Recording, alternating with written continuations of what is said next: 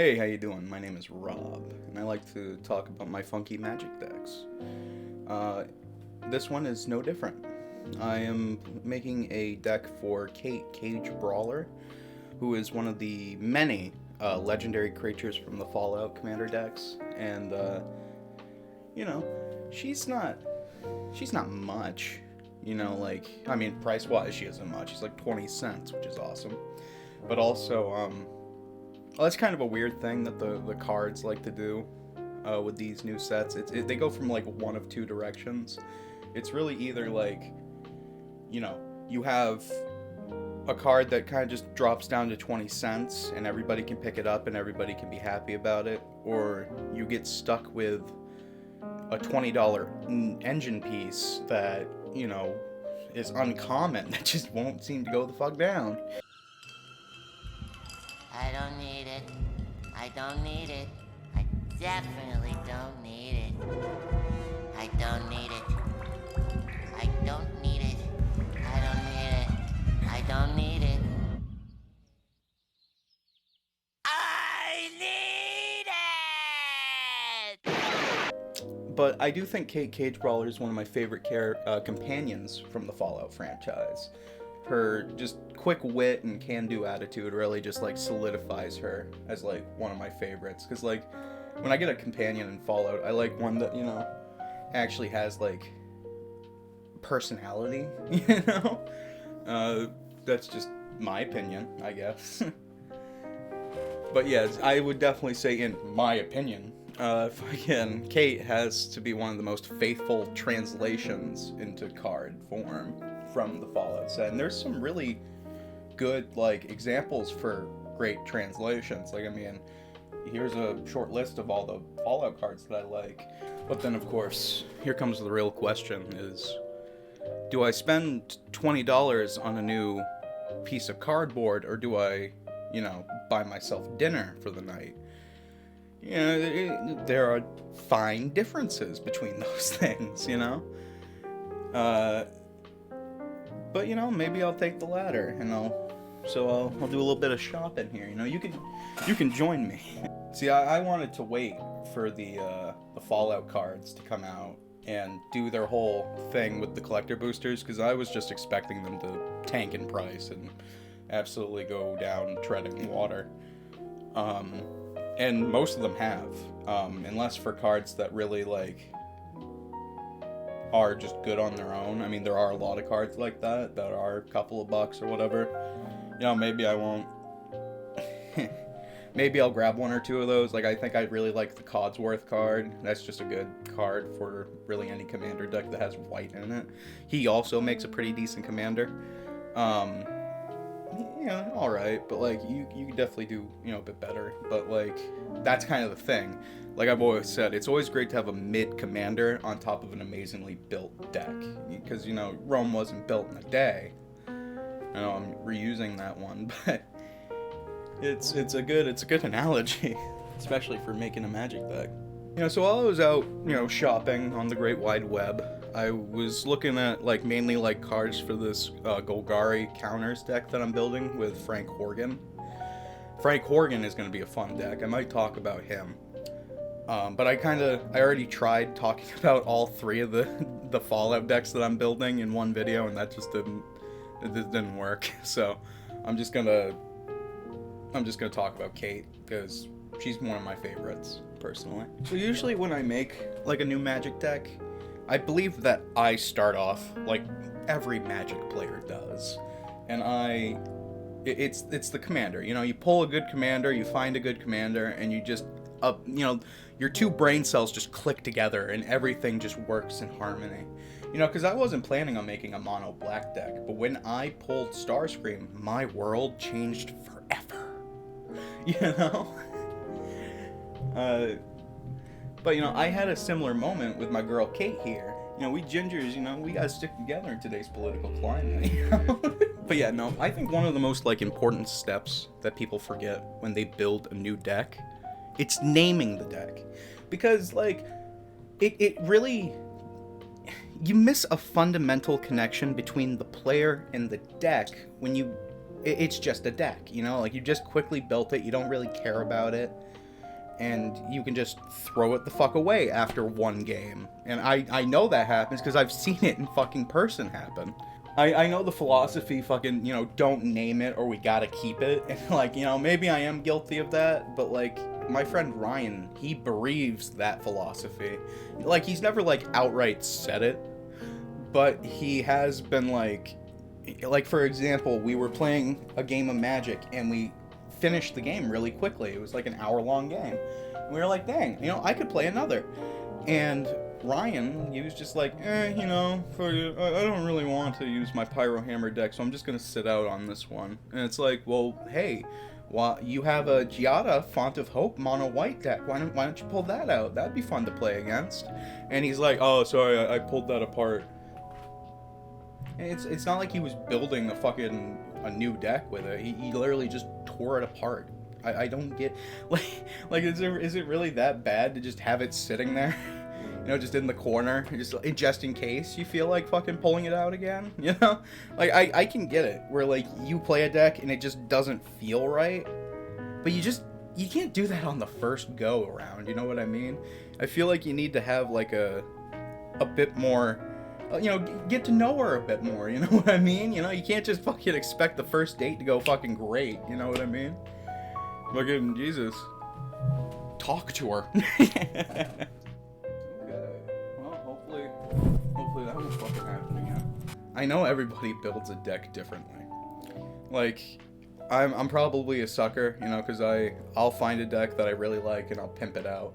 I'll fucking, like, I'm building a Mr. House deck. That's my third Fallout deck that I've been trying to build. And, you know, maybe I will talk about them, but I don't think I will, because, like, it's kind of hard to talk about a Mr. House deck, especially when, like, there's not a metric ton of, you know, dice rolling cards, so everybody is kind of going to be using the same thing. So I'm kind of like, you know, I just decided maybe if I wanted to talk about them, I would do it, but, like, it's gonna be the same deck like everybody else is building. I just don't have Comet Stellar Pup, because that's now a $20 fucking card, you know? That's kind of the only issue.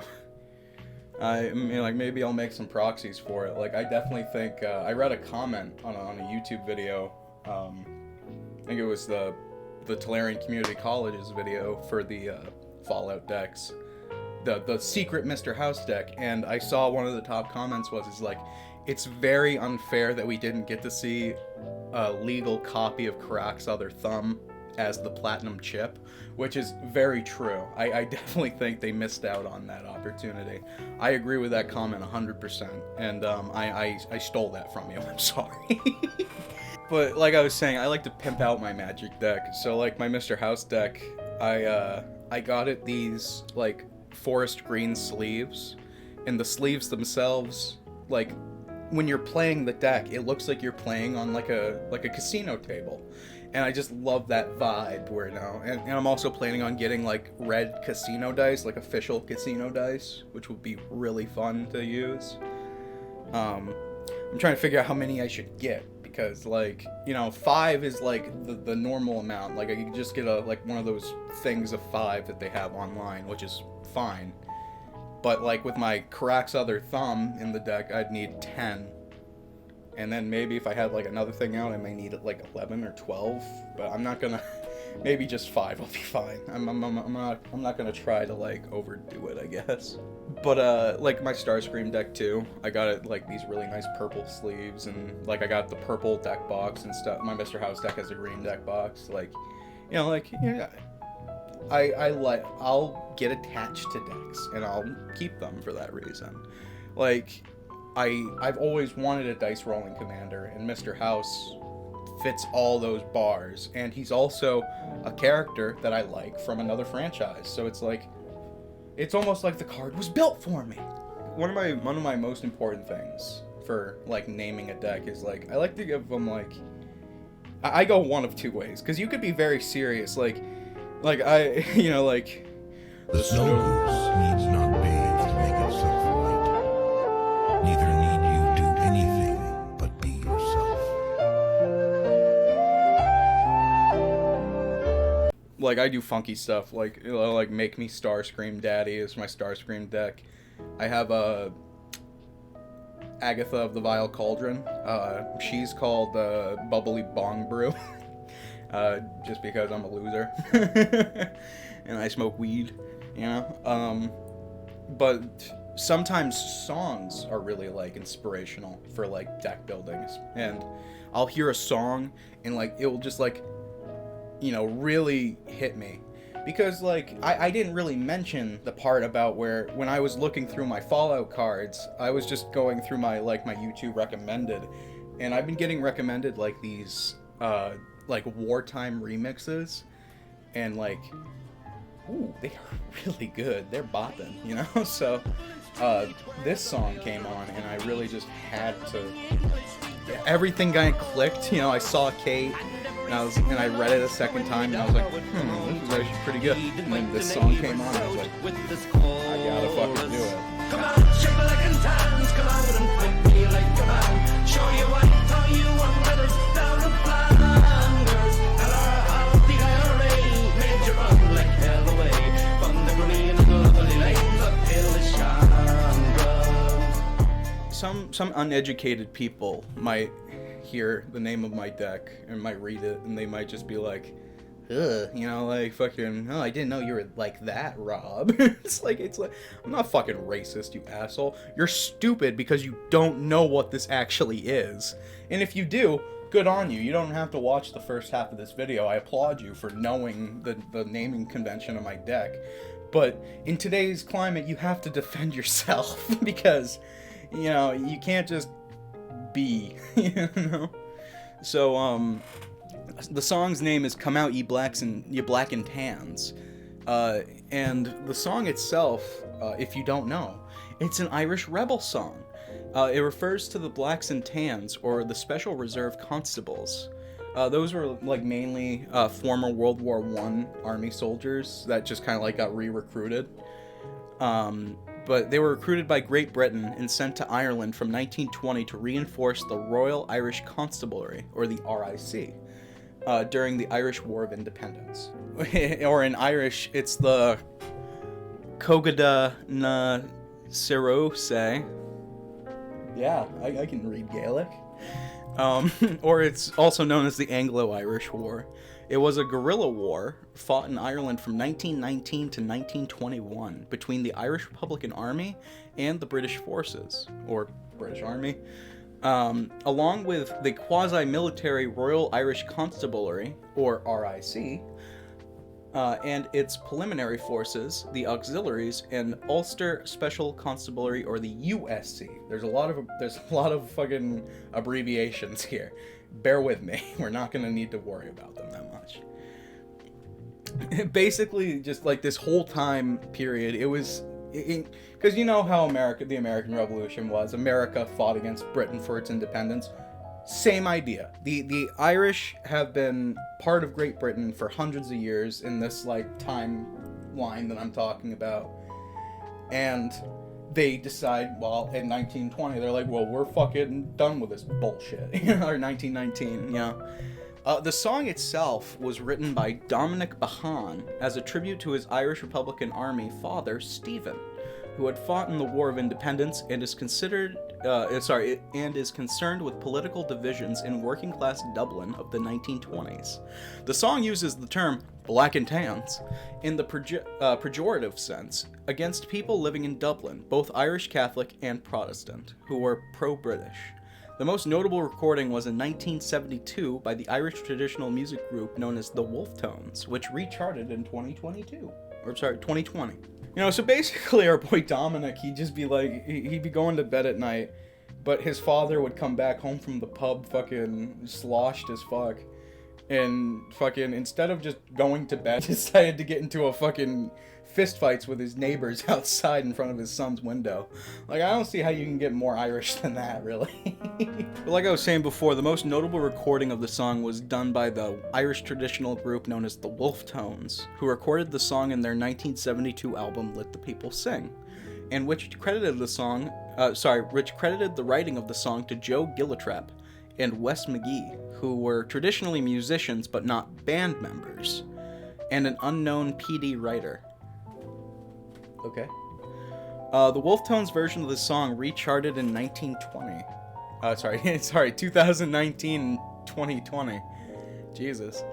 The group posted on their Twitter account that the proceeds from the recharting would be donated to the Irish homeless charity run by Peter McVerry, which is very awesome. You know, that's great, giving back to the community. Good on you, lads. A couple of more times, it has shown up in the modern age a couple more times. One of the more notable ones is a Celtic football club.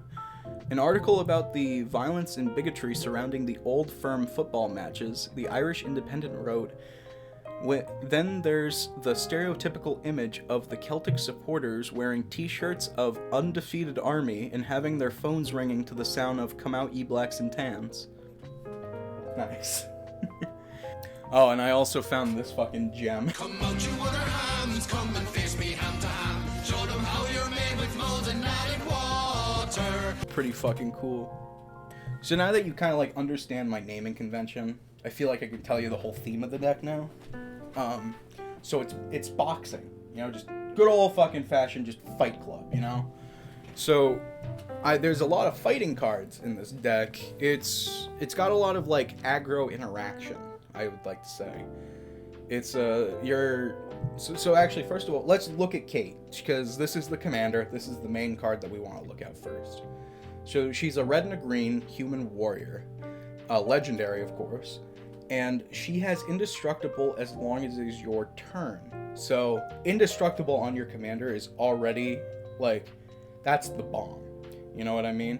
But the thing of it is that it is nerfed to be only on your turn, which isn't that bad, honestly, considering that, like, that just means that you can just throw in all the sorcery speed board wipes that you want, and Cait's gonna be fine. And you can just start swinging out at people for lethal, which is awesome. So yeah, fighting is gonna be the main source of, like, interaction in this deck. That's how we remove people's creatures and stuff. And with all those fighting cards, you're definitely going to want a bit of, you know, benefit from using them. So a copy of a card that I would recommend for this deck is, actually, hold on, let me get it. I'm so happy my Fallout sleeves came in. They're they're that cool, like, pin-up Nuka-Cola girl. I don't know. That's like the one, like, I like that kind of like style, you know? Very, like, cool, classic.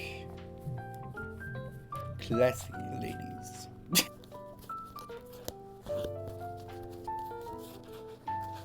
So, like, you know, if you're gonna be, like, playing, like, cards like Prize Fight and stuff, like, cards like those by themselves aren't that great, you know? Because it's, like, 2-mana instant fighting spell is good, but, like, and you get a treasure token, which is also pretty good. Like, I mean, this is one of the better fighting cards. I'll say that, definitely.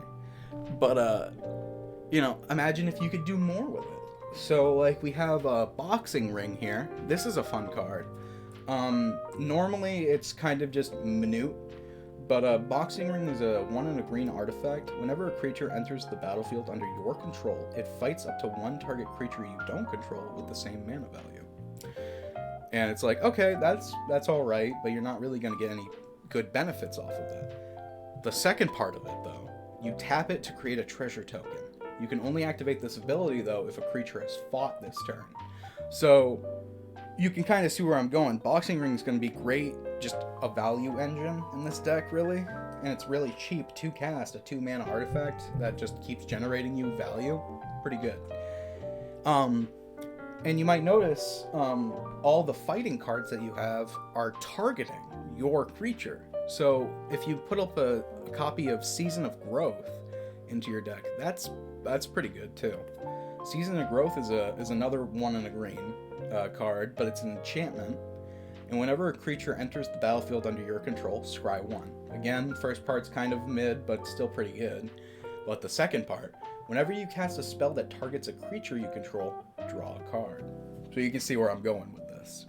So, like, you pay 2, play Prize Fight, you make Cait fight a creature, make a treasure token, you tap a boxing ring, and you also get another treasure token for that. That's a free spell. And then also, since that spell targeted Cait, hopefully you have this out, so you get to draw a card off of that too. So it's like, ooh, it's like, you know, there's a lot of good shit that, like, in really cheap stuff that can work with this deck. There are some less cheap stuff that you kind of need for this deck to work. Like, I need to pick up a copy of Arena. That's gonna be fun. But it's like $5, and it's like, do I really want a $5 land? You know, Arena itself is it's a non-basic land. You can pay 3 to tap it and make 2 target creatures fight. So making your creatures fight at instant speed is great. Another thing about the fighting theme is that the fighting theme the fighting cards, right? They go one of two directions. Either they're really cheap and you get like small benefits off of them, or they're really expensive and they're not really worth it. But the thing of it is with Cait, whenever she attacks, oh great, did I not say the second part about Cait? Whenever Cait attacks, you and the defending player both draw a card and then discard a card. And if you discarded the card with the highest mana value, or tied for the highest mana value of those cards discarded, you put 2 +1/+1 counters on Cait. Ooh. So she just gets really buff really quick. And the thing of it is that with these fighting cards, you can have Barroom Brawl in the deck, a 2-mana fighting spell, really good, and you can discard a Wild Instincts because it's 4 mana. And a lot of people, yes, they're going to be getting rid of their heavy stuff because they ain't going to be able to cast it, yes, at the beginning of the game. But like, sometimes people are just going to be discarding lands and stuff like that. You know, you can't, this is a very unpredictable deck, but we're trying to make it so that we can get at least a little bit more advantage with our mana value here. Because, like, if you look at my deck list, if you go into the description down below, because I'm going to put the copy to my deck list down there, you'll see that either my fighting spells are 1 to 2 mana, and that's what I use for fighting, or they're the 4 mana fighting spells that I'll use if I need them for an emergency, and I can just discard them because I don't need them, because they're too expensive to cast, which is great. And you could probably do, like, Madness as a second synergy in this deck. Like, I haven't seen many good Madness cards that I would throw into this deck that goes with the fighting theme. But you could definitely, I bet you could probably find some good synergy with Madness. Because getting value off of that card that you discard is probably, like, the best thing you can do. So another thing about Cait that you probably want to do is, because she's getting so big, you probably want to give her Trample. So I got a few cards that will give her Trample in this deck. Like an important one, I'd say, like Footfall Crater is a good card to put into the deck. A 1-mana enchantment that gives your land the ability to do that at instant speed. Pretty good. And also, you can do that to other players' creatures, so that's a little bit of politicking. And be like, hey, I'll give your creature that you just casted fucking Trample and Haste if you won't swing at me with it. It's like, ooh, that's alright. I don't mind that. You might also notice... some other +1/+1 counter synergies. Oh, not +1 counter, Trample, sorry. I have a copy. Another good value card. Joel Riel, Mulavani Recluse. 2 mana Human Druid, 1/2. And then whenever you draw your second card each turn, create a 2/2 cat creature token. So that's really good considering you're probably going to be attacking with Cait every turn, so you're going to be drawing a second card, so you'll get a free 2/2 blocker every turn, which is awesome. Because you might notice in this deck, there's not a lot of like creatures. I mainly did that because I wanted to put a lot of more board wipes and stuff, interaction into the deck. Because Cait's really the only creature I really want to attack with. But there are a few cards that, you know, creatures that do help in the deck. Like I have a copy of Pride Malkin. So Pride Malkin is a 2 and a green cat. It's a 2/1, and when it enters the battlefield, you put a +1/+1 counter on target creature you control, and then each creature you control with a +1/+1 counter on it has Trample. Really good. So that's great synergy with Cait here. But since I don't have a lot of creatures, I'm going to need some help trying to get those cards out of my deck. So I have cards like Foster into the deck. Foster is a fun enchantment. It's 2 and 2 green.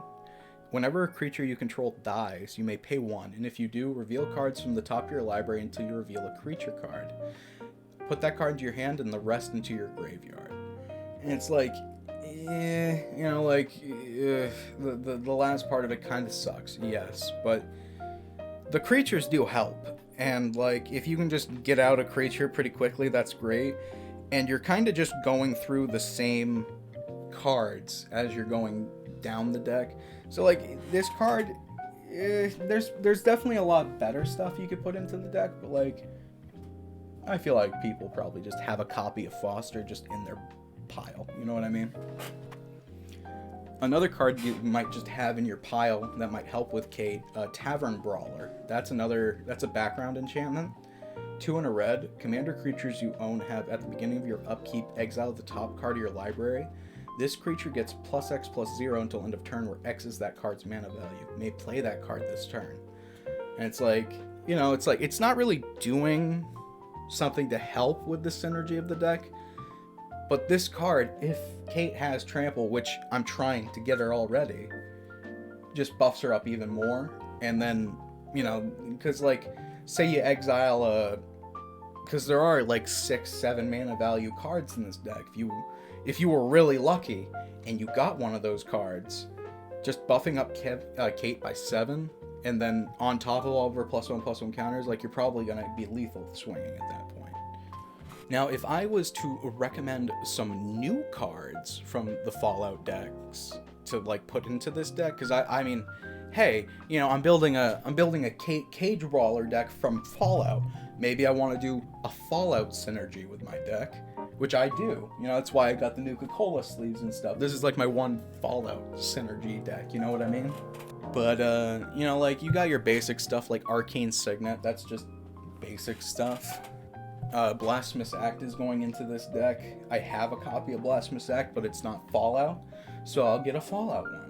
Or maybe I won't, because I don't know. I haven't checked the price of my cart yet after putting all these into my cart, so we'll see what happens. Branching Evolution is a good card I would recommend. It's a 2 and a green enchantment. If 1 or more +1/+1 counters would be put onto a creature, double that amount of +1/+1 counters. So like, that's just even more benefit to our discard. Because if we discard a card and we get 4 counters on Cait, turns her into a 5/5. Really good. If we can just keep that engine going, she turns from a 5/5 to a 9/9, and then you're killing people in 3 swings. And then she attacks again, and then she turns into a 13/13. Now she's killing people in 2 swings. She's really good. There's like, this deck I feel like is gonna slap really hard. Champion's Helm, that's just a good card to put into like any deck. Equipped creature gets +2/+2, and as long as the equipped creature is legendary, it has hexproof. So that just gives Cait that protection for everybody else's turns, which is good. Like that, like, you don't, like, with this deck I found, you're gonna be able to recast Cait pretty easily. It's not like you're gonna be struggling for mana with this deck, and I don't even have that many lands in this deck, so that's kind of the crazy thing to me. Oh, this isn't a Fallout card, but I'm definitely gonna grab a copy of Gimli's Reckless Might. That's a fun enchantment. It gives all your creatures haste, and then whenever you attack, if your power is 8 or greater collectively with all your creatures, one of your creatures fights another target creature. So hey, attacking and then fighting on top of the attacking is great. Hardened Scales is basically just that the evolution card, but like in a manila sense, where you just you get an additional +1/+1 counter on top of your counters, so it's only 1 instead of doubling it. Still pretty good. I mean, turns your 2 counters into 3, so you're kind of just getting the same thing. Heroic Intervention, I'm just gonna grab a copy of that because it's so cheap right now, and it's also on theme. Like, I really love the art on the Heroic Intervention. Like, that's like one of my favorite Fallout cards from the entire set, if you wanted to know. and it's a reprint. Also, a second card that's not Fallout. I guess I should have saved these for another section or something. But Nihilith of the Dire Hunt is she's like one of the main cards in this deck that you're gonna want if you're gonna do this fighting synergy. So she's a 2/2 green, legendary human warrior. Whenever one or more creatures you control fight or become blocked, you draw a card. Yeah, that's what we want. That's what we want. And then you can also pay 2 and a red to just double a creature's power and toughness until end of turn. Oh. Oh, sorry. You know, my 11/11 Cait's coming at you. Oh, sorry. She's 22/22. I'm gonna kill you. Sorry. You know? Like, she's a good card. I'm honestly fine spending $5 for her. Honestly, she's worth it. A copy of a card that I'm definitely gonna get is Power Fist. That's a new card from the Fallout set. Gives your equipped creature trample, and it turns it into that card Westgate Regen, where whenever it deals combat damage to a player, you put that many +1/+1 counters on it. Nasty as shit, and it's really good. And it's also one of the cheaper cards, which is awesome. So that just instantly goes into the deck, and it's on theme. Oh, I'm gonna pick up a copy of Rancor. I like that art of the grandma beating the shit out of the raider. That's really good. But it also gives Cait trample, and if Cait gets removed, which is most likely gonna happen, Rancor goes back into your hand, which is, you know, really good. So you can just repeat it and keep getting it out. Oh, Well Rested. I'm thinking about getting a copy of that. I'm still kind of on the fence, but it's really good for this deck. It's an enchantment aura for 1 and a green. Enchant creature. Enchanted creature has, whenever this creature becomes untapped, put 2 +1/+1 counters on it, draw a card, and gain 2 life. You know what, fuck it, I'm gonna get it. That's so good. That's really good. I don't think I have any choice in that matter. You know what I mean? And like any of the other like new cards that I need to get are like I'm gonna get like all the Gruul lands and all like a bunch of mountains and forests for this deck. So that is gonna raise the price on my card a little bit, but you know it's on theme, so you know it's cool. It's on theme. That's all that matters is that it's on theme. Let's go over the three main the main ideas. 1, it's fucking fighting. That's the gist of the deck, you know?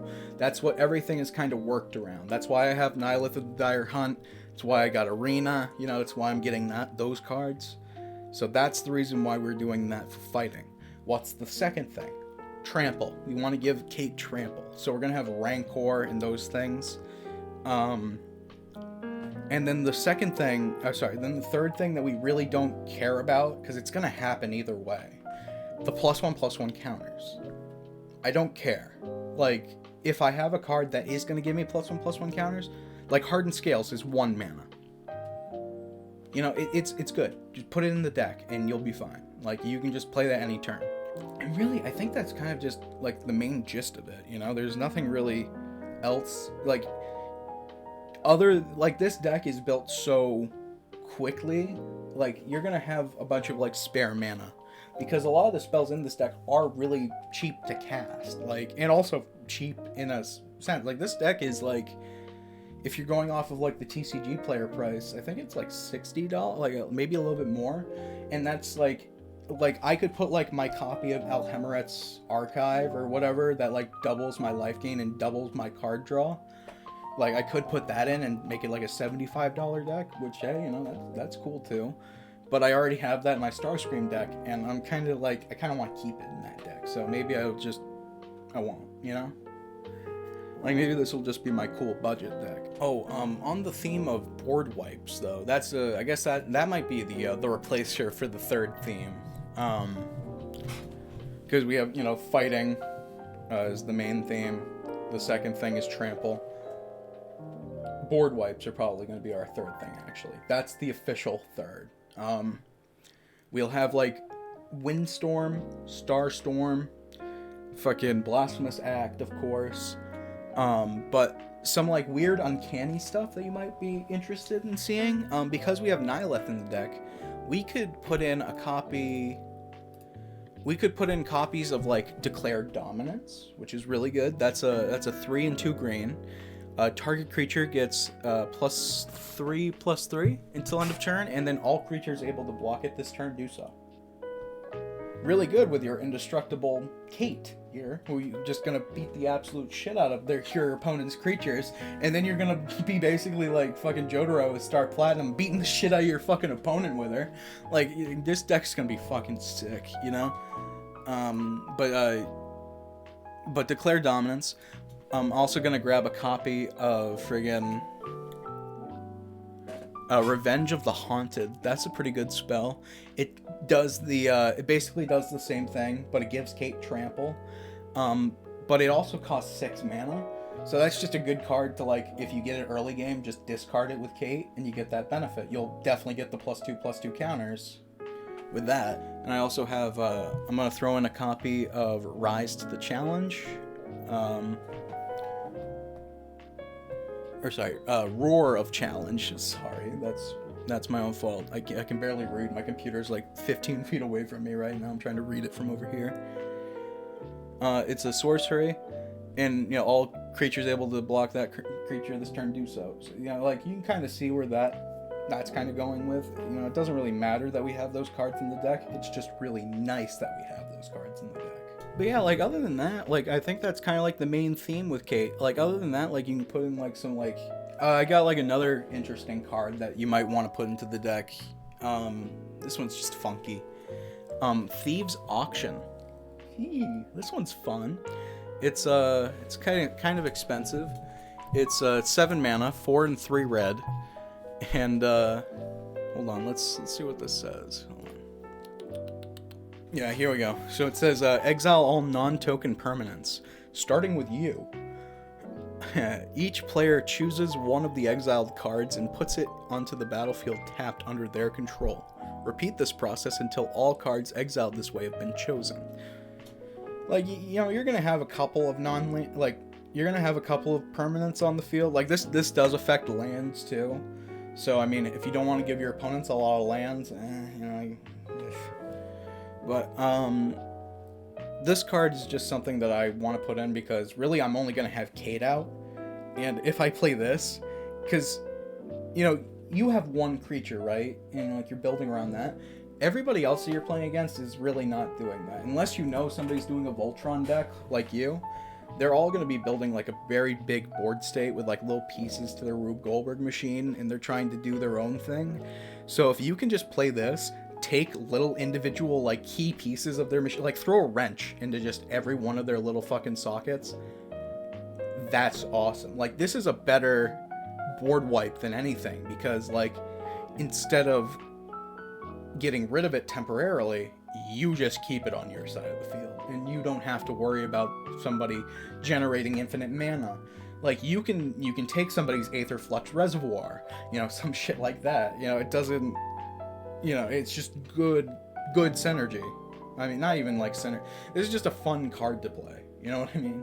Like, I just threw it in there because I kind of just have some spare room, and I can just do that.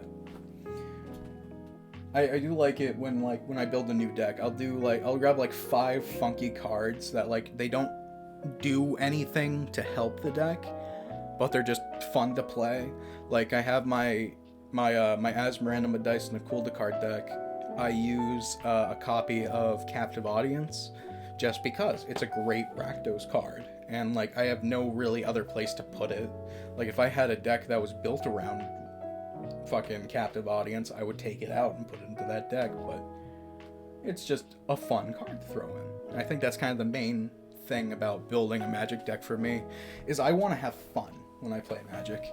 Because like, like, if I'm playing a game of Magic and it's an hour and a half, that's fine, because if we're having fun and we're all interacting and having a good time and like everybody feels like they've done something in a game, that's the best feeling. I don't care if I win at that point, But I do care about, like, I do care about it, like, when people just, like, I hate it when games take too long because people don't know their deck. And it's like, I get it, people play differently. Sometimes people just read things and it takes longer for them to read. That's fine.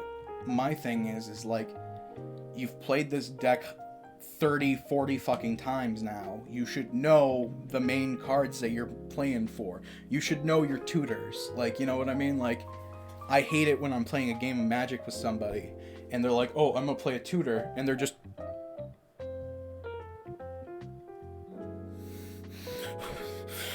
I'm looking! You know, it's like, I'm just... it's just how it is. But, like, you can't really help that, you know? I mean, other than that, like, I think that's kind of the main gist of my cool fighting come out you black and tans deck. Other than that, like, I guess you can like and subscribe. Oh, if you have any cool recommendations for my deck, feel free to comment down below. I would love that, because maybe I just have a copy of it and I just kind of brushed over it. Like, I brushed over Cait the first time I read her and I was like, this sucks. But then I read it a second time, you know? But hey, thanks for watching. Thanks for getting to this part of the video. There's no real benefit to making it this far, other than you get my appreciation. Thank you.